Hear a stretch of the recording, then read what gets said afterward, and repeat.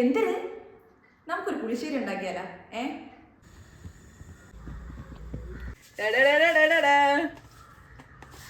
കടുക്.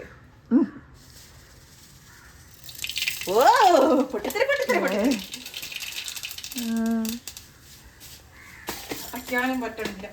എടി ഇതില് വൈറ്റ്. ഓക്കെ, അപ്പൊ നമ്മൾ കടുക് കിട്ടും. അപ്പൊ നമുക്കിനി നമ്മുടെ സാധനം ഇടാം. ഇതാ ചുവന്നുള്ളി, ഇതെന്തോന്ന്, പച്ചമുളക്, കറിവേപ്പില. പെട്ടെന്നൊക്കെ പറയാം. ഇടാം. പെട്ടെന്ന് പറയണോ? ചുവന്നുള്ളി, കറിവേപ്പില, മുളക് ഇടാം.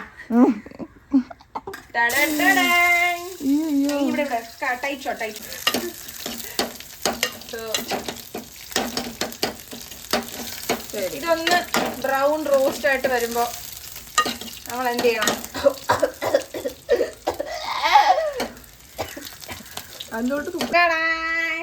തൈര്. നമ്മുടെ മെയിൻ ഇൻഗ്രീഡിയന്റ് ആയ തൈരാണിത്. ഇടാം, അല്ല ഒഴിക്കാം. എക്സ്പ്രഷൻ ഒന്നും ഇല്ല കേട്ടോ, ഞാൻ ഇത് മാത്രം എടുത്തു.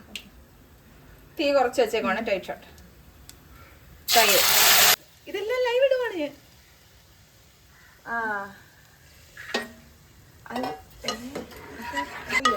ഞാൻ നോക്കിക്കോളാം. ഇത് ജസ്റ്റ് ഓൾമോസ്റ്റ് ആയിട്ടില്ല. ഇനി ഇതിൽ കുറച്ച് വേണമെങ്കിൽ. ഇത് എന്റെ സ്റ്റൈലിലുള്ള പുളിശ്ശേരിയാണ്. ഓക്കെ, എന്റെ സ്റ്റൈലുള്ള പുളിശ്ശേരി. വീഡിയോ ക്യാം ഉണ്ടല്ലോ. ഓക്കെ, എടുക്കാനും അറിഞ്ഞൂടെ. കുറച്ച് ഉപ്പ് ഇത്രയും വേണ്ട, കുറച്ച് മതി. ഓക്കെ, മൊത്തം വേണമെങ്കിൽ ഇത്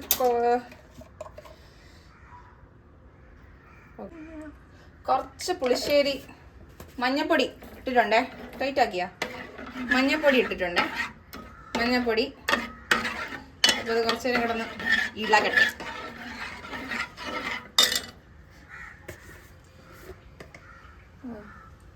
കുറച്ചുകൂടെ മഞ്ഞപ്പൊടി ഇടാം. നമ്മളെപ്പോഴും മഞ്ഞപ്പൊടി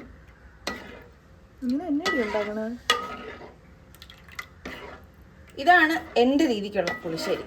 അതുകൊണ്ട് എല്ലാം കുടിച്ചു. പുളിശ്ശേരി കൊള്ളാം. സൈഡിൽ കൂടെ പൊരിച്ച മീൻ പൊരിക്കാൻ പറഞ്ഞ് മറന്ന്. അച്ഛൻ പറഞ്ഞുണ്ടാ ചെമ്പാവ പുന്നില്ലിൻ ചോറോ നിന്റെ മുത്താരം മിന്നുന്ന ചിരിയോ മുളകര ചൊരുക്കിയ പരൽ മീൻ കറി. ഇത്ര അറിയുള്ളൂ എനിക്ക്. സ്പീഡിലല്ലേ, അത് സ്പീഡ് കൊടുക്കുകയല്ലേ.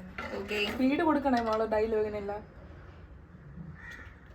എന്തിട്ട് മതിയടി, പുളിശ്ശേരിയാണ്, വേറെ ഒന്നും അല്ല ഇത്. അപ്പൊ നമ്മുടെ ചിക്കൻ കറി കഴിക്കണ പോലെ. അപ്പൊ നമ്മുടെ പുളിശ്ശേരി അപ്പൊ നമ്മുടെ പുളിശ്ശേരി റെഡി. അപ്പൊ ശരി, പോട്ടാ.